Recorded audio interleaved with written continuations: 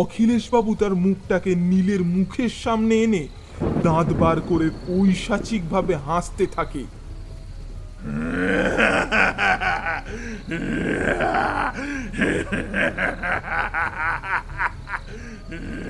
ঘরের হলদেটে আলোতে সে স্পষ্ট তার নৃশংস মুখটাকে দেখতে পায়। এই মুখটা কোনো পরোপকারী দেবতা তুল্য মানুষের তো হতেই পারে না। এবার সে নীলের গলাটাকে চিপে ধরে। নীলের চোখ মুখটা উল্টে আসে। সে অতি কষ্টে অতি যন্ত্রণায় নিজেকে বাঁচাবার চেষ্টা করতে থাকে। নীলের গলাটাকে টিপে ধরে অখিলেশবাবু বলেন,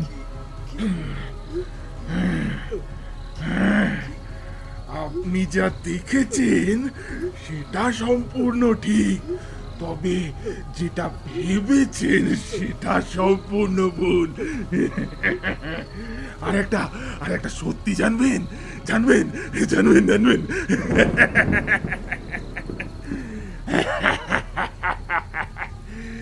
আমার ছেলের মৃত্যুর জন্য দায়ী আমি নিজেই। আমি নিজেই নিজেই নিজেই। আজকের গল্পটি প্রাপ্তবয়স্কদের জন্য। এই গল্পে কিছু পাশবিক ঘটনার উল্লেখ রয়েছে যা হয়তো আপনাকে মানসিকভাবে আঘাত দিতে পারে, তাই আমরা চাইব ক্ষুদে দর্শকেরা এটিকে এড়িয়ে চলবেন। গল্পের প্লট তৈরির খাতিরেই লেখিকা এইরূপ কিছু বর্ণনা করেছেন। নমস্কার, আজ আপনারা শুনবেন make unique entertainment original presence Abhishek নন্দীর ভাবনায় লেখিকা প্রবাহিতার কলমে সাইকোপ্যাথ। ওনার জন্ম 29 ডিসেম্বর 2003 সালে নদিয়া জেলায়। বর্তমানে তিনি উত্তর 24 পরগনার ব্যারাকপুরে বসবাস করছেন। এখন উনি নার্সিং কমপ্লিট করে সাহিত্য চর্চা নিয়ে গবেষণা করছেন। শুরু হচ্ছে আজকের আমাদের বিশেষ নিবেদন, make unique entertainment original presence psychopath.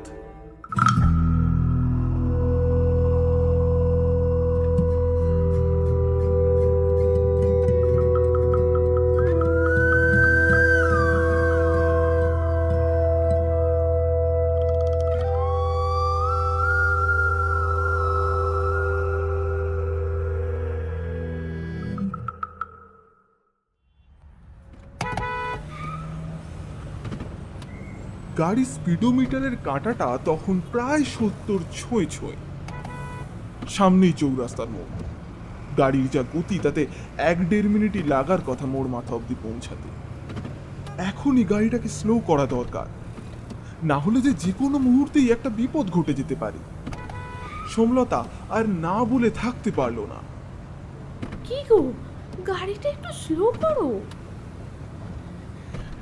Break তো অনেকক্ষণ ধরে কষছি, কিন্তু কিন্তু ব্রেকটা লাগছে না। হয়তো ব্রেকটা জাম হয়ে গেছে। সে কি?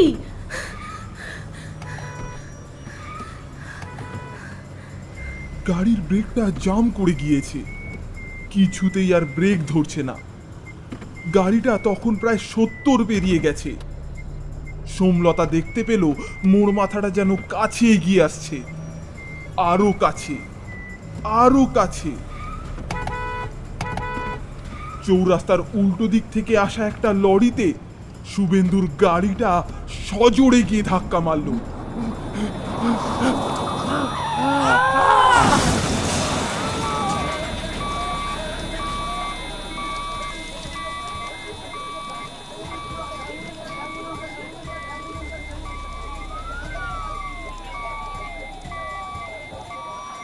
গাড়ির বনেটটা লরির লোহাকার দেহতে ধাক্কা খেয়ে দুমড়ে মুচড়ে একসা হয়ে যায়। প্রকাণ্ড আওয়াজ করে এয়ার ব্যাগগুলো খুলে যায়। তার সত্ত্বেও শুভেন্দুর মাথাটা গিয়ে আছড়ে পড়ে গাড়ির ড্যাশবোর্ডে। গাড়ির ভেঙে যাওয়া কাঁচের টুকরোগুলো গেঁথে যায় সোমলতার বুকের মধ্যে।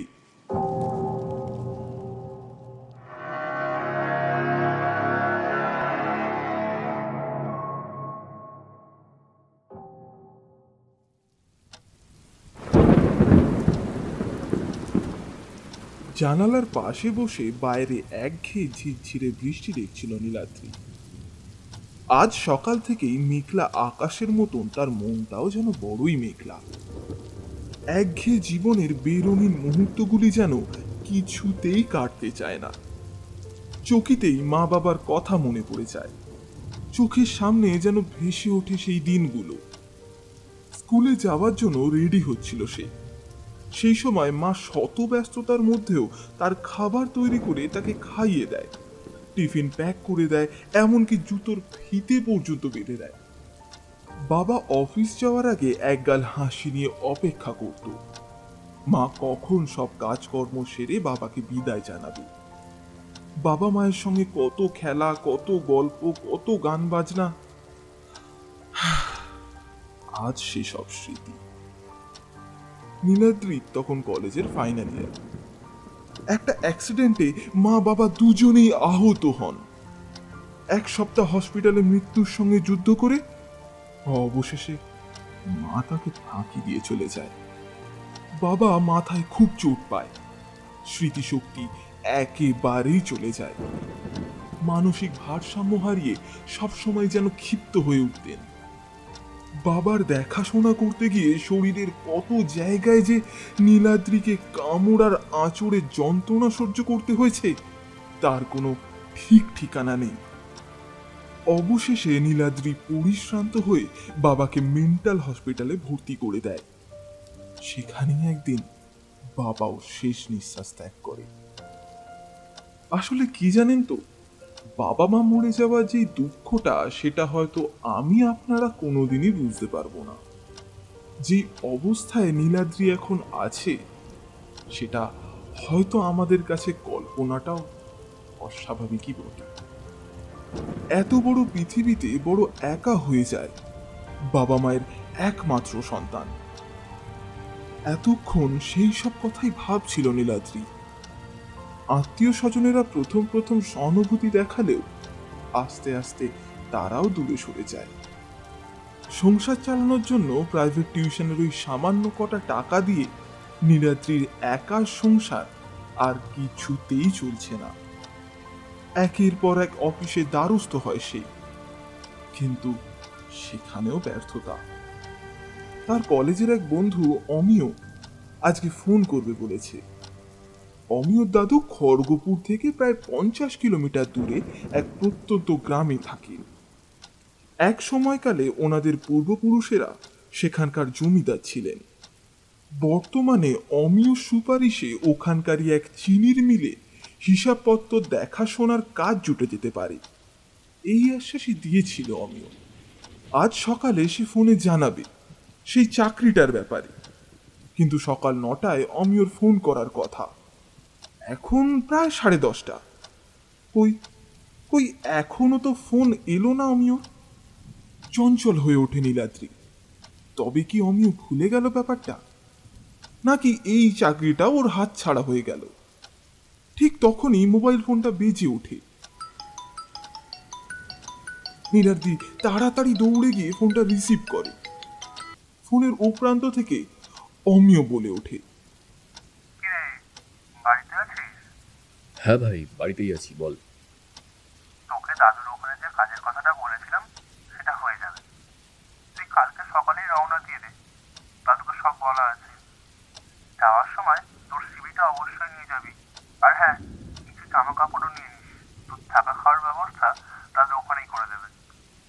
ছুটিতে বাড়িতেও আসতে পারিস। দাদু খুব ভালো মানুষ, নিজের মতোই থাকবি।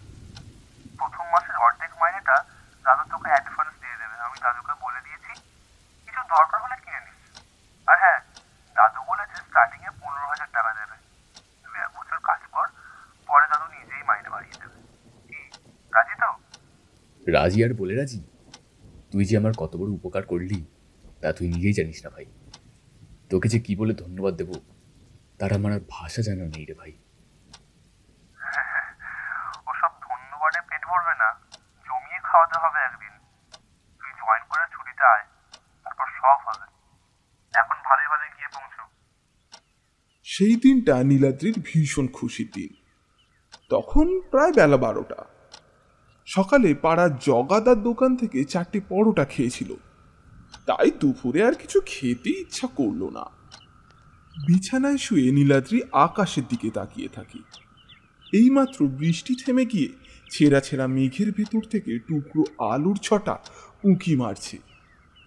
আকাশের দিকে তাকিয়ে থাকতে থাকতে কখন যেন চোখ দুটো ভারী হয়ে এসেছিল নীলাদ্রি। ধীরে ধীরে ঘুমিয়ে পড়ে সে। ঘুম যখন ভাঙল তখন প্রায় সন্ধ্যা হয়ে এসেছে। পরের দিন রওনা দিতে হবে, তাই কাগজপত্র জামা কাপড় গুছিয়ে নেয় সে। টিউশন ফিসের 1000 খানেক টাকা সে বাঁচিয়ে রেখেছিল, সেটাও ব্যাগে নিয়ে নেয়। বাবা মায়ের ফ্রেমে বাঁধানো হাসি মুখের ছবিটা ব্যাগে ঢোকাতে গিয়ে চোখটা আবার ভিজে আসে তার। দু কামরার এই বাড়িতে তার ছোটবেলার অনেক স্মৃতি জড়ানো। ঘরে 2-4টে আসবাবপত্র ছাড়া মূল্যবান বলতে আর কিছুই নেই। যেটুকু অবশিষ্ট ছিল তা বাবার চিকিৎসার খরচ তুলতেই চলে গেছে। তাই ঘরের চাবিটা পাশের বাড়ির নিতিন পিসির কাছে দিয়ে সে রওনা হবে বলে মনস্থির করল। সন্ধ্যাবেলা নিতিন পিসির কাছে গিয়ে তার চাকরি পাওয়ার খুশির খবরটা জানায়। পিসি, অবশেষে এতদিন পর একটা চাকরি জুটল। অবশ্য কলকাতা থেকে অনেক দূরে। মাসে 3-4 দিনের জন্য একটু ছুটি নিয়ে বাড়িতে আসতে পারি, তবে বাড়ির চাবিটা তুমি নিজেই রেখে দিও আর বাড়িটাকে দেখো। তা বাবা, চাকরির জায়গা ভালো তো? খাওয়া দাওয়ার ব্যবস্থা আছে তো? দেখিস বাবা, বিদেশ বিভুঁই জায়গা। হ্যাঁ হ্যাঁ পিসি, সব ব্যবস্থা আছে। আমার এক বন্ধুর দাদুর চিনির মিলে হিসাব লেখার কাজ, তিনিই সব ব্যবস্থা করে দেবেন। ভালো হলেই ভালো বাবা, সাবধানে থাকিস। কি আর বলি, মা বাপ মরা অসহায় ছেলে, নিজের খেয়াল রাখিস। বাবা মা মারা যাবার পর নিজের লোক যখন ধীরে ধীরে দূরে সরে গেছে, তখন এই পাশের বাড়ির নিতিন পিসি নিজের মায়ের মতন যত্ন করেছে। পিসি একা মানুষ, স্বামী মারা গেছেন অনেক দিন আগেই। নিতিন পিসির একটাই ছেলে, সেও আবার চাকরি সূত্রে বাইরে থাকে। পিসি নীলাদ্রিকে নিজের ছেলের মতনই ভালোবাসেন। পিসির কাছ থেকে বিদায় নিয়ে নীলাদ্রি সামান্য কিছু খেয়েই তাড়াতাড়ি শুয়ে পড়ে। পরের দিন খুব ভোরে স্নান সেরে নিজের জিনিসপত্রের ব্যাগটা নিয়ে হাওড়া স্টেশনে পৌঁছায়। নীলাদ্রির ট্রেনের সময় জানা ছিল না, তাই সে একটু আগেই পৌঁছে যায়।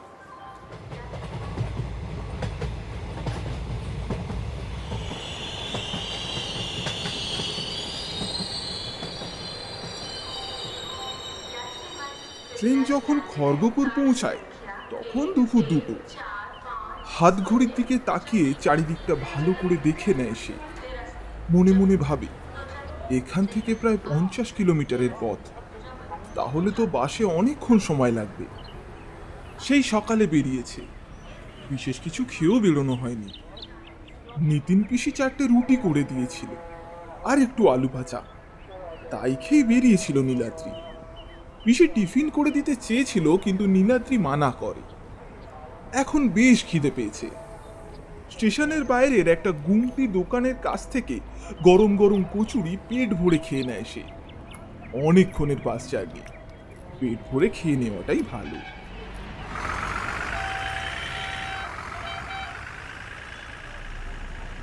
বাস ছাড়লে নীলাদ্রি বাসের জানালা দিয়ে বাইরের পরিবেশ দেখতে থাকে। ধীরে ধীরে শহরের জনবহুল পরিবেশকে পেছনে ফেলে বাস সামনের দিকে এগিয়ে যায়। যে গ্রামটিতে নীলাদ্রি যাচ্ছে সেই গ্রামটার নাম জগদীশপুর। একটা টিকিট কন্ডাক্টরের কাছ থেকে নিয়ে নেয় সে। দেখি আপনারটা দেখি। বাসের একঘেয়ে জার্নি আর ওই ইঞ্জিনের শব্দ আর সহ্য হচ্ছে না নীলাদ্রি, বড্ড বিরক্ত লাগছে। তাই জানালার কাছটায় মাথা রেখে একটু নতুন জীবনের কথা ভাবতে শুরু করলো নীলাদ্রি। একটা নতুন করে বাঁচা। দুনিয়া বলে বাবা নাকি বট গাছ, আর মা হলো তার ছায়া। কিন্তু নীলাদ্রির মাথার ওপর তো এখন দুটোই নেই। তাই এখন প্রখর রোদ হোক বা অবাধ শ্রাবণ, সবই তাকে একা হাতেই সহ্য করতে হবে। বাইরে গা শোয়ান রোদের আলো, এখনো ঘন্টাখানেকের জার্নি। বুক চেরা বাতাসের স্পর্শে ঘুম ঘুম লেগে আসছিল তার। তাই আর দেরি না করে কন্ট্রাক্টরকে ডেকে অনুরোধ করে বলল জগদীশপুর এলে যেন তাকে ডেকে দেওয়া হয়। কন্ট্রাক্টর তাকে সম্মতি জানিয়ে আশ্বস্ত করলে সে নিশ্চিন্ত হয়ে দু চোখের পাতাটাকে বিশ্রামের দিকে ঠেলে দেয়।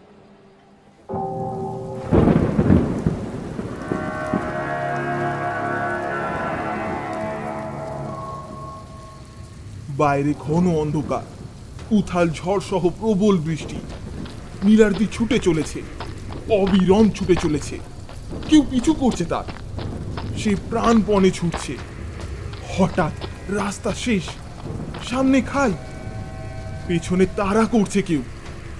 গভীর অন্ধকারে প্রাণ বাঁচানোর জন্য ঝাঁপ দিতেই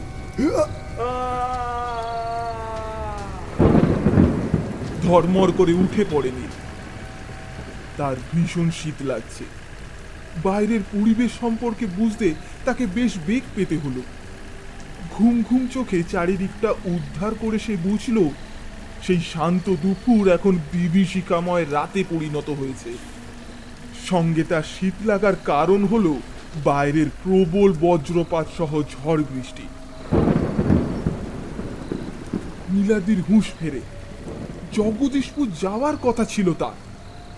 মাথা বাড়িয়ে উঠতেই দেখে সামনের সিটে কন্ট্রাক্টর ঝিমোচ্ছে। মেজাজ বিগড়ে যায় তার। জগদীশপুর আসেনি এখনো?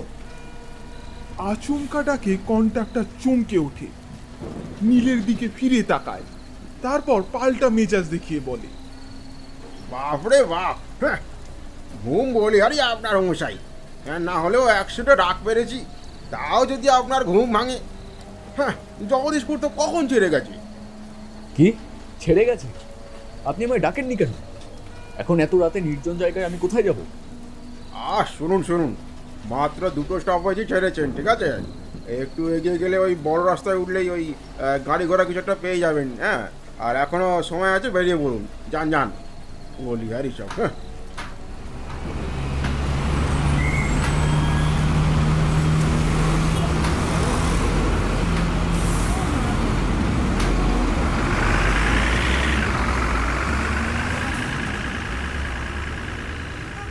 কন্ট্রাক্টরের কথা শুনে নীল বৃষ্টি মাথাতেই নেমে পড়ে।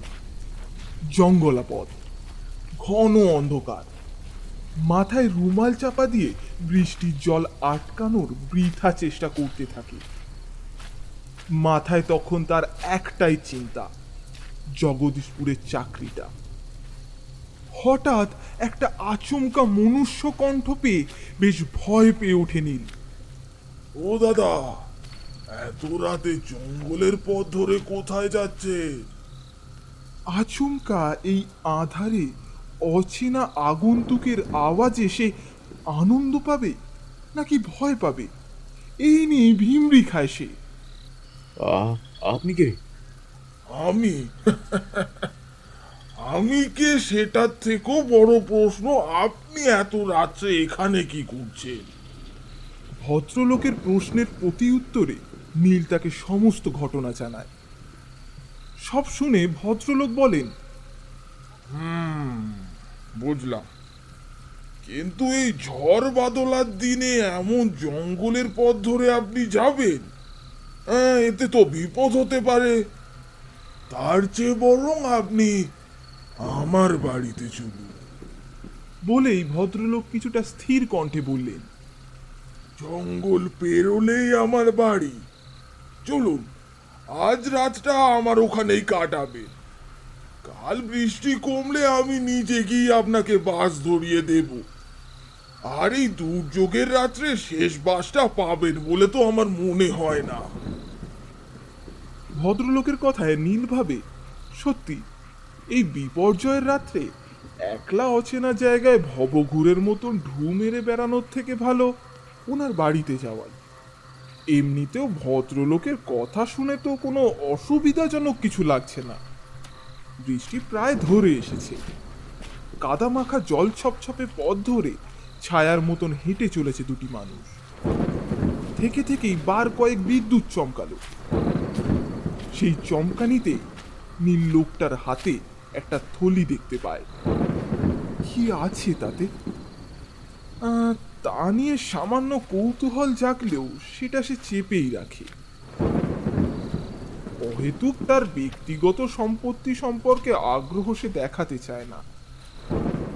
চাপা নীরবতায় বিদ্যুতের বুক কাঁপানো শব্দে নীলের থেকে থেকেই পিলে চমকে ওঠে। নীরবতাটাকে ভঙ্গ করার জন্য সে বলে ওঠে, আপনাকে অসংখ্য ধন্যবাদ। এমন বিপর্যয়ের মধ্যে আপনি আমার জন্য এতটা ঝামেলা পোহাচ্ছেন।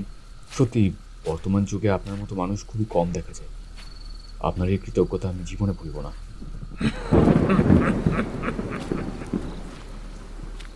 নীলের কথা শুনে লোকটা মুচকি হাসে।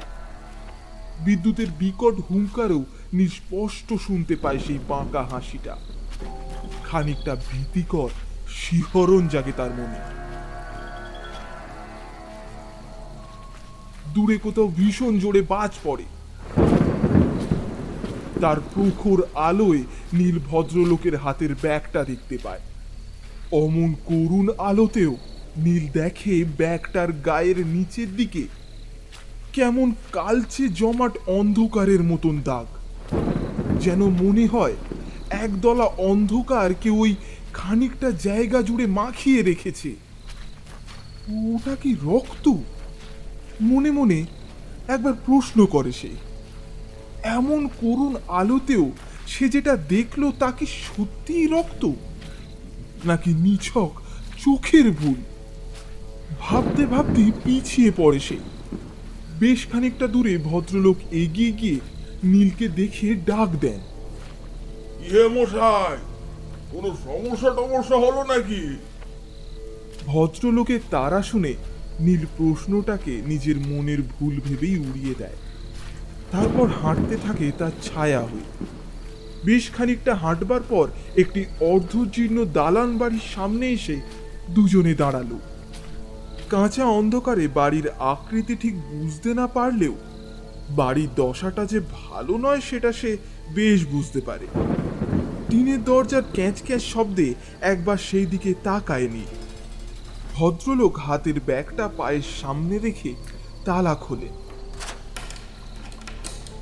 তবে দরজাটি সহজে খুলবার নয়। একা পেরে না ওঠায় সে নীলের সাহায্য চায়। মশাই, একটু সাহায্য করুন তো। দরজাটা জাম করে গেছে মনে হয়। নীল সাহায্য করতেই ক্যাঁচ ক্যাঁচ শব্দে দরজাটা খুলে যায়। তারপর ভেতরে প্রবেশ করতেই তার চোখে পড়ল একটি উজ্জ্বল লণ্ঠন। বাইরের ঘুটঘুটে অন্ধকার থেকে এসেই আলোটা তার চোখে সইল না। বেশ খানিকটা বাদে সেই আলোর আভাসে আশপাশটা দেখতে পায়। ভদ্রলোক ব্যাগটা নিয়ে ভেতর ঘরে চলে যান। নীল ঘুরে ঘুরে আলো আঁধারির মাঝখানে দেখতে থাকে ঘরটা। দেওয়ালের গায়ে কিছু সার্টিফিকেট জাতীয় টাঙানো। লণ্ঠনটা হাতে তুলে নেয় নীল। একটু কাছ থেকে দেখবার চেষ্টা করে। একটি ফ্রেমের ভেতর জলজল করছে একটি নাম, অখিলেশ ব্যানার্জি। সার্টিফিকেটটা দেখে একবার বিড়বিড় করে ওঠে নীল। সায়েন্টিস্ট? ওইগুলো সব আমার। আচমকা শব্দে নীল পেছনে ফিরে দেখে ভদ্রলোক একটি গামছা ও একজোড়া শুকনো জামা কাপড় হাতে দাঁড়িয়ে আছে। অখিলেশ বাবুর কাছ থেকে গামছা সহ শুকনো জামা কাপড়গুলো নিয়ে নীল পাল্টা প্রশ্ন করে, আপনি? হ্যাঁ, আমি অখিলেশ ব্যানার্জি।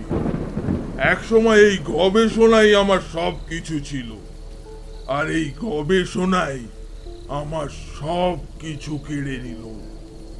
মানে? মানেটা পরেই জানবেন। আগে নিন পোশাকটা বদলে ফেলুন, নতুবা ঠান্ডা লেগে অসুখ বিসুখে পড়ে যেতে পারে। বিজ্ঞান চর্চা ছেড়ে এই জরাজীর্ণ অবস্থায় বাসা বেঁধেছে কেন মিস্টার ব্যানার্জি? এই গবেষণা আমার সব কেড়েছে। অখিলেশ বাবুর কথাটায় একটা ভারী কি ভাব লক্ষ্য করে নীল। অখিলেশ বাবু ভাবনা ছেড়ে ভেতর ঘরে প্রস্থান করেন। অতিথির জন্য রাতে সামান্য খাবারের ব্যবস্থা করেছেন তিনি। জামা কাপড় ছেড়ে নীল খেতে বসে। আলো আধারিতে বেশ পুরনো দিনের কথা মনে পড়ে যায়।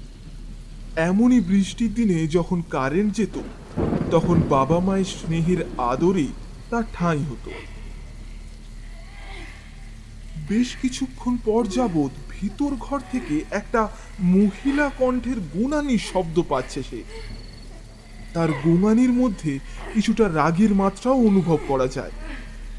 প্রথমটায় মনের ভুল ভাবলেও পরে সে ঠিকই অনুমান করে ভেতর ঘরে কোনো মহিলার উপস্থিতি রয়েছে।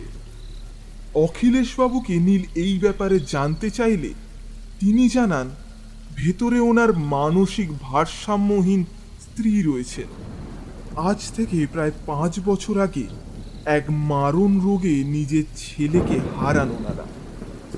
ছেলের অকাল মৃত্যু সহ্য করতে পারেনি মা, তাই শেষমেশ তার এই পরিণতি। অখিলেশবাবুর মুখের কথাটা আয়তনে ছোট হলেও এই যন্ত্রণার গভীরতাটা নীল বেশ ভালো বুঝতে পারে। সে নিজেও আজ কোথাও না কোথাও সর্বহারা। কিন্তু ভেতর ঘর থেকে সেই ভেসে আসা গুণানি, ওটাকে কি আদৌ মানসিক ভারসাম্যহীন রোগীর গুণানি বলা চলে? আচ্ছা, এই রাতে এখানে আশ্রয় নিয়ে সে কোনো ভুল করেনি তো? সে কোনো বিপদে পড়বে না তো? না না, একটু বেশি ভাবছে সে। তার নিজের বাবাও একসময় এরকমই ভারসাম্যহীন মানসিক রোগী ছিল। কি হে মশাই, কি ভাবছেন? হ্যাঁ, না না না না, কিছু না কিছু না।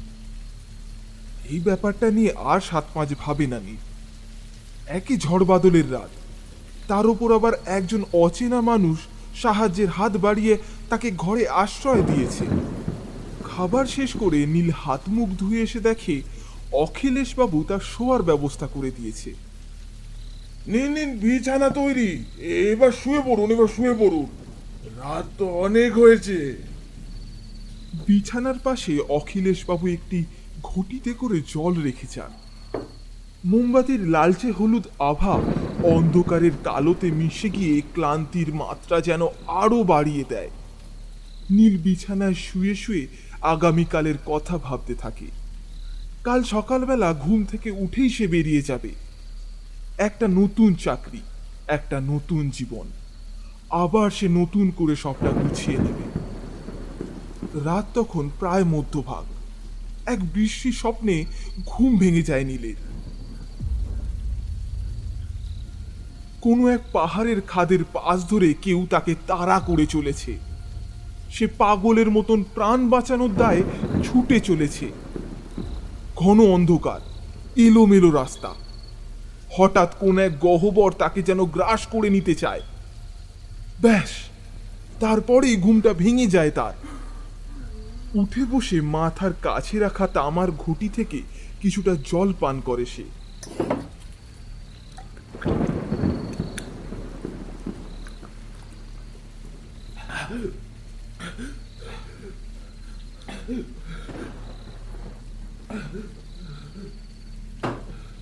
বাইরে তখনও ঝিমঝিম করে বৃষ্টি পড়ছে। না, ঘুম এখন আর তার এত সহজে আসবে না। সে বিছানা ছেড়ে বাথরুমের দিকে এগিয়ে যায়। রাতে খেয়ে ওঠার পর হাত মুখ ধোয়ার সময় অখিলেশবাবু তাকে বাথরুমটা দেখিয়ে দিয়েছিলেন। হাতে হারিকেনটা নিয়ে সেই দিকেই এগিয়ে গেল নীল। ঘর থেকে বেরিয়েই একটা লম্বা বারান্দা। সেই বারান্দা বরাবর ডান দিকে সোজা গেলেই শেষ মাথায় বাথরুম। নীল বাথরুমে ঢোকার আগে দরজার সামনেই হারিকেনটা রেখে যায়।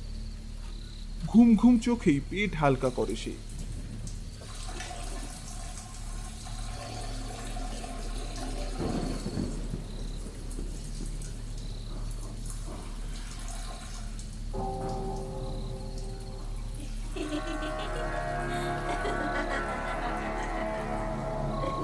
কিন্তু হঠাৎ গাটা যেন তার শিউরে ওঠে।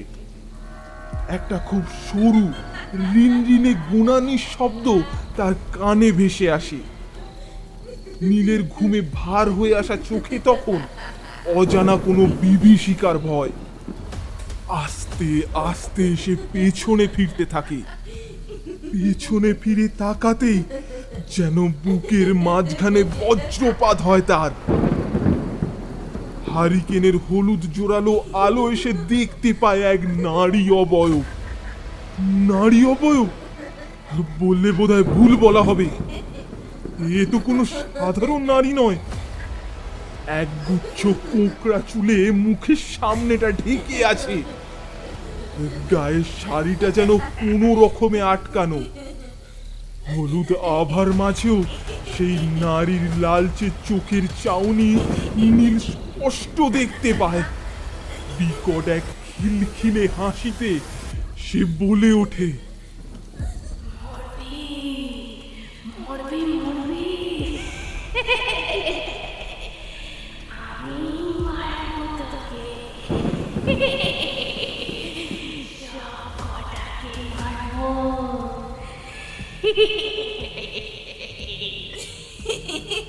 বলেই নিজের মাথাটা নৃশংসভাবে বাঁকিয়ে অট্ট হাসিতে হাসতে হাসতে এগিয়ে আসে নীলের দিকে।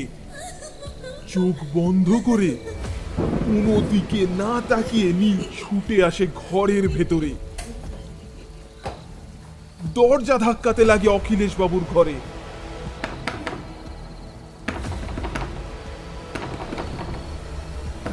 মাঝরাতে এমন অমানবিক ভাবে দরজা ধাক্কা দেবার শব্দে অখিলেশ বাবু বিরক্ত হয়ে দরজা খোলেন।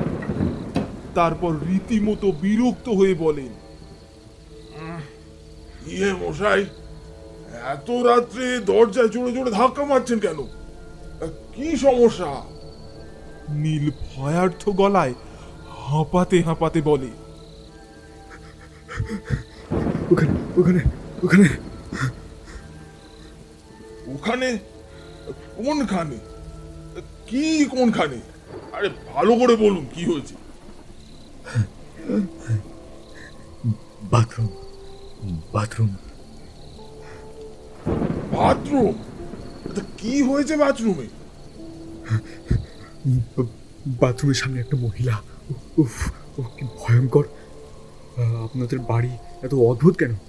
আসার পর থেকে অদ্ভুত ঘটনা ঘটেই চলেছে আমার সঙ্গে। মানে? মানে মানেটা তো আপনি বলবেন। আপনি বলেছিলেন বাড়িতে আপনি আর আপনার মানসিক স্থিতিহীন স্ত্রী ছাড়া কেউ নেই। তাহলে আমি বাথরুমে কাকে দেখলাম?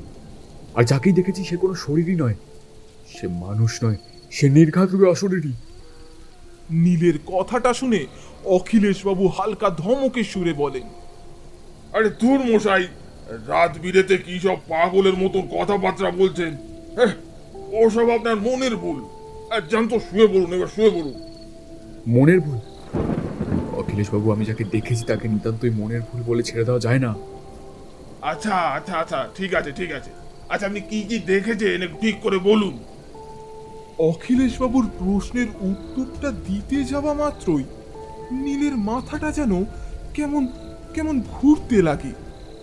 সে বুঝতে পারে তার শরীরটা যেন ধীরে ধীরে অবশ হয়ে যাচ্ছে, কিন্তু ভয়ের কারণে সে সেই দুর্বলতাটাকে প্রশ্রয় দিতে চাইছে না। নিখুঁতভাবে সে সমস্ত বিবরণ দেয়। সবটা শুনে অখিলেশ বাবু খানিকটা ঘাবড়ে গেলেও ভেতরে ভেতরে কিছু একটার প্রস্তুতি নিচ্ছিলেন। এদিকে নীলের মাথার যন্ত্রণাটা যেন ধীরে ধীরে বাড়তে লাগে। এক অসহ্য যন্ত্রণা হতে লাগে তার সর্বাঙ্গ জুড়ে। সে সেই ঘরে রাখা কাঠের চেয়ারের ওপর টাল সামলাতে না পেরে বসে পড়ে। অখিলেশ বাবুর নীরবতায় নীলের বিরক্তি যেন আরো বাড়তে থাকে। অন্যদিকে অখিলেশ বাবু এতক্ষণ চুপ থাকলেও এবার সামান্য হেসে ওঠেন। নীলের দিকে তাকিয়ে মুচকি মুচকি হেসে বলেন,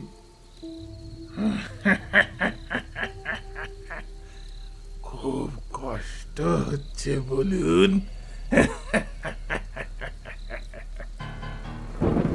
অখিলেশ বাবুর এমন কথায় নীল বেশ খানিকটা আশ্চর্য হয়।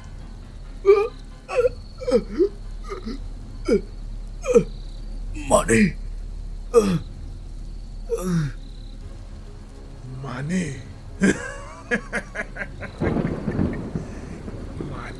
খুবই সহজ, কিন্তু আপনার জন্য হয়তো সেটা খুব অসহনীয় হতে পারে।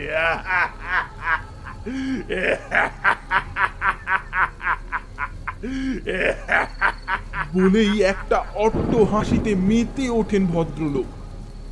নীল কিছুতেই বুঝতে পারে না, তার মাথার মধ্যে সবকিছু যেন ওলট পালট হয়ে যাচ্ছে। অখিলেশ বাবু এক পা দু পা করে নীলের দিকে এগিয়ে আসে। আপনার মনে আছে, আপনার মনে আছে খাওয়ার সময় আপনি কৃতজ্ঞতা বাবদ আমাকে বারে বারে একটা কথা বলেছিলেন যে আমি নাকি ভগবান সমূহ। এই দুনিয়ায় নাকি বিনা স্বার্থে কেউ কারোর সামান্যটুকুও সাহায্য করে না। সেখানে দাঁড়িয়ে আমি আপনার অচেনা হওয়ার সত্ত্বেও আপনাকে বিনা স্বার্থে সাহায্য করেছি। কথাটা আপনি ঠিকই বলেছিলেন। দেবতা তুল্য মানুষ আমি মোটেই নই। আর আমার আমার সাহায্যের পেছনে বেশ খানিকটা স্বার্থ তো রয়েইছে। কথাটা বলেই এক পৈশাচিক হাসিতে ফেটে পড়েন তিনি।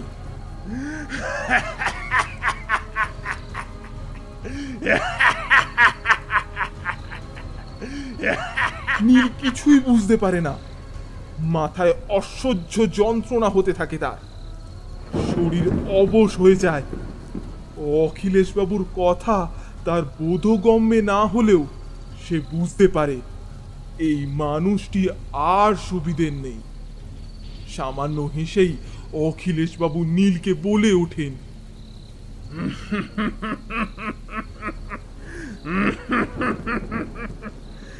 আপনি ভীষণ রকমের বোকামি করে ফেলেছেন মশাই। বলেই হাসতে হাসতে নীলের চুলের মুঠিটাকে খামচে ধরেন।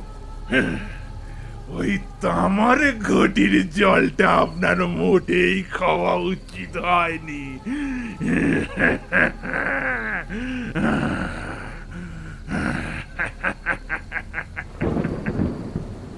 নীল গায়ে সামান্য শেষ শক্তি দিয়ে চেষ্টা করে চুলের মুঠিটাকে ছাড়ানোর, কিন্তু সবই বৃথা। ওই ঘটির জলে এই শয়তানটা আগে থেকেই যে কিছু মিশিয়ে রেখেছিল সেটা এখন একেবারেই স্পষ্ট। অখিলেশবাবু তার মুখটাকে নীলের মুখের সামনে এনে দাঁত বার করে পৈশাচিকভাবে হাসতে থাকে।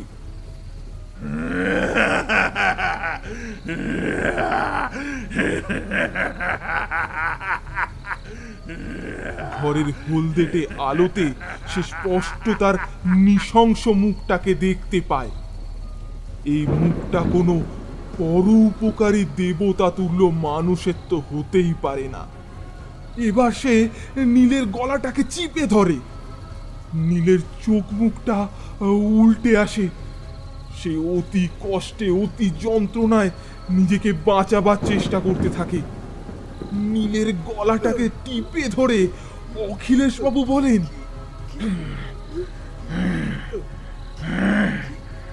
আপনি যা দেখেছেন সেটা সম্পূর্ণ ঠিক, তবে যেটা ভেবেছেন সেটা সম্পূর্ণ ভুল। আর একটা সত্যি জানবেন জানবেন জানবেন জানবেন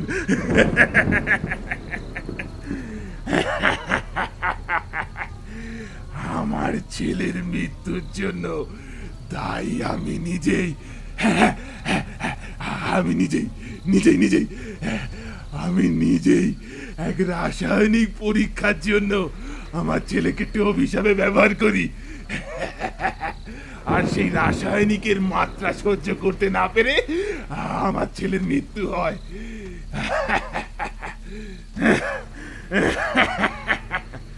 আর আর আমার স্ত্রী তাকেও আমি ঠিক এইভাবেই শেষ করেছি। সেও আমার এখন এক পরীক্ষার অংশ।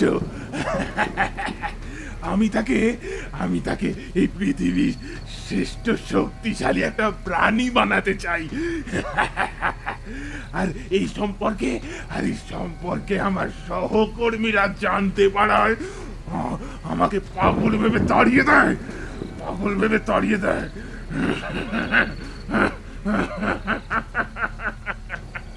অখিলেশ বাবুর কথাটা শুনে নীলের চোখ বিস্ফারিত হয়ে ওঠে।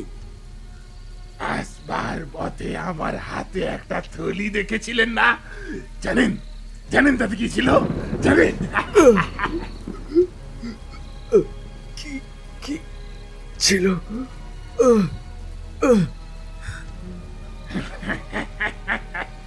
সদ্যজাত 3টে কুকুরের বাচ্চা আমি তাদের নিজের হাতে মেরেছি।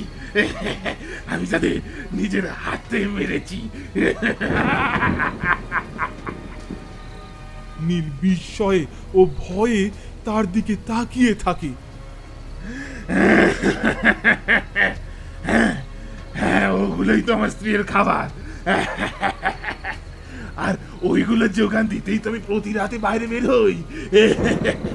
আজও বেরিয়েছিলাম, তখনই তো আপনি আমার নজরে পড়েন। আর জানেন আপনাকে কেন সাহায্য করেছিলাম? কারণ আপনি তো হবেন আমার স্ত্রীর পরবর্তী খাবার। নীলের মাথা আর কিছুতেই কাজ করছে না। সে এবার কি করবে?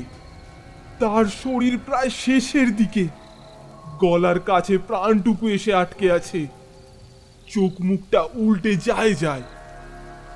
প্রতিদিন তার জন্য ছোটখাটো প্রাণী আমাকে মারতে হয়, আর আপনাকে মারলে এই সপ্তাহটা তার খুব সুন্দরভাবে চলে যাবে। কি বলেন?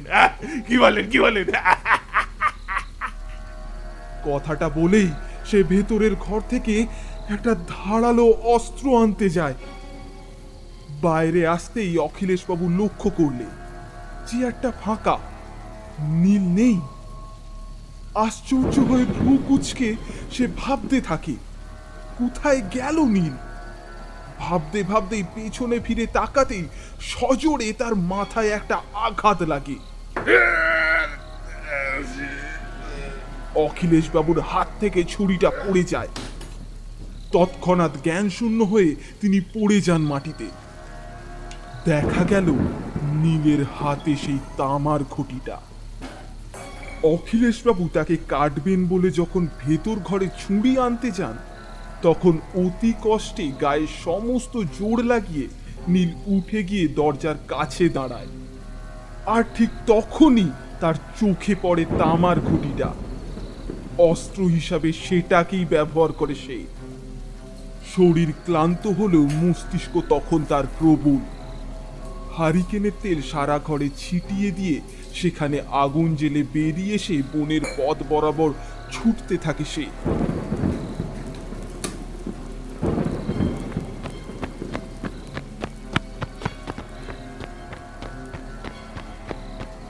পেছনে তার দাউ দাউ করে জ্বলছে একতলা পোড়ো বাড়ি।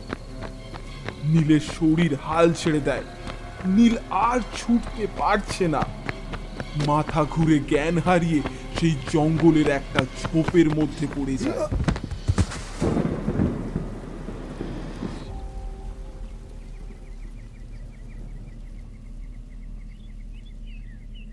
সকালের দিকে বৃষ্টি তখন ঈর্ষেগুড়ি। গ্রামের কয়েকজন মধ্যবয়স্ক লোক সকালের কাজ সারতে বনে আসে। তখন তাদের মধ্যেই একজন নীলের জ্ঞান শূন্য দেহ দেখতে পেয়ে সবাইকে সেই দিকে দৃষ্টিগোচর করতে বলে।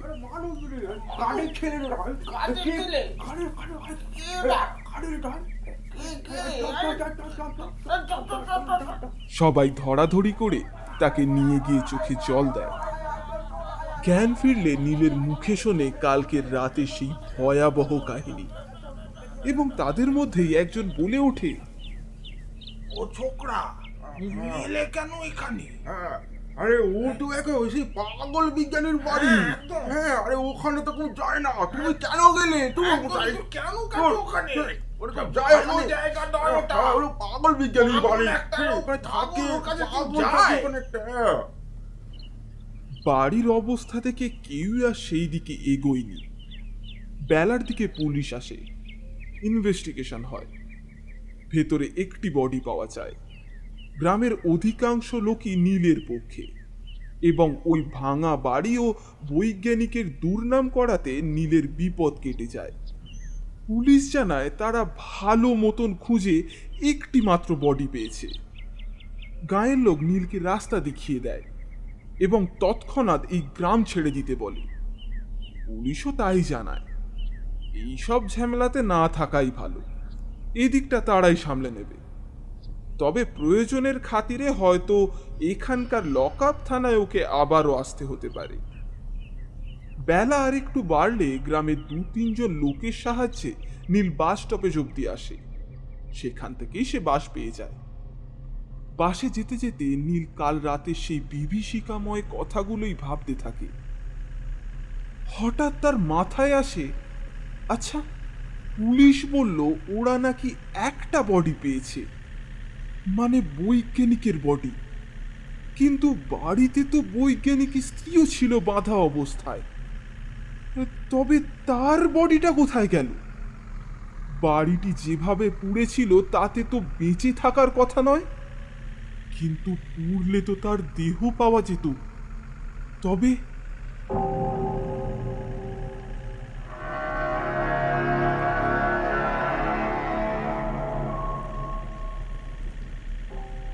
নীল এই সবই ভাবছে, এমন সময় বাসটা জোরে ব্রেক কষল।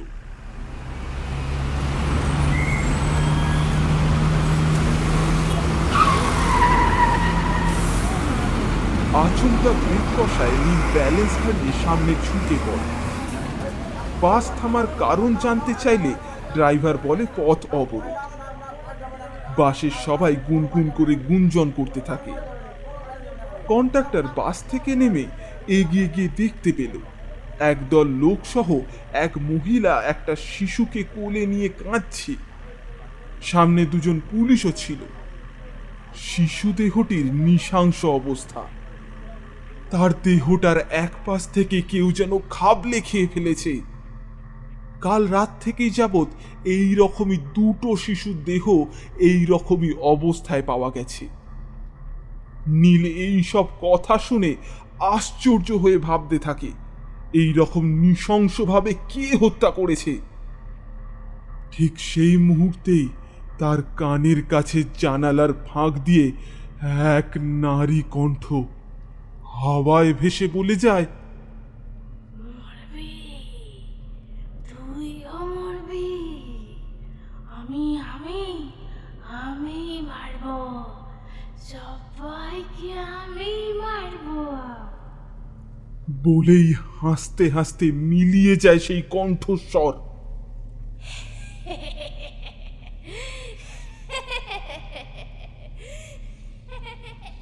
নীলের শির দ্বারা বরাবর ভয়ঙ্কর একটা স্রোত বয়ে যায়।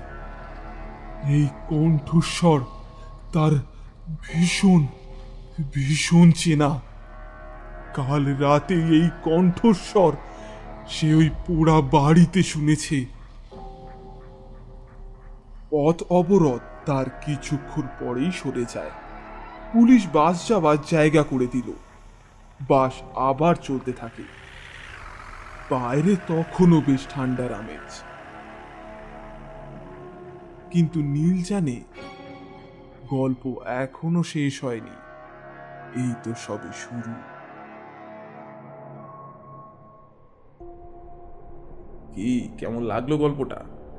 হ্যাঁ, জানি এই দ্বিতীয় পার্টটা এখনো আসা বাকি আছে, খুব তাড়াতাড়ি আসবে। কিন্তু তার জন্য আপনাদেরকে একটা কাজ করতে হবে। কি বলুন তো?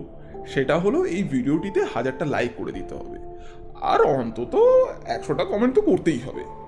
তাহলে আর দেরি না করে এখনই করে ফেলুন। আজ আপনারা শুনলেন make unique entertainment originals presence Abhishek নন্দীর ভাবনায় লেখিকা প্রবাহিতার কলমে সাইকোপ্যাথ।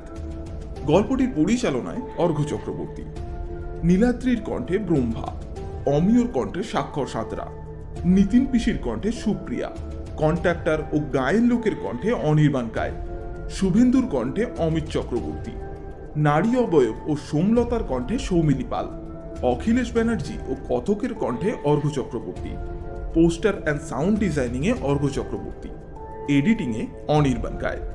আজকের মতন বিদায়। আগামী শুক্রবার টিম মেক ইউনিক এন্টারটেনমেন্ট আপনাদের জন্য আরও একটি নতুন ও রোমাঞ্চকর গল্প নিয়ে হাজির হচ্ছে। ততক্ষণ পর্যন্ত ভালো থাকুন, সুস্থ থাকুন। আর প্রথমে কি বললাম মনে আছে তো? একদম করে ফেলুন। Like, share, subscribe and comment.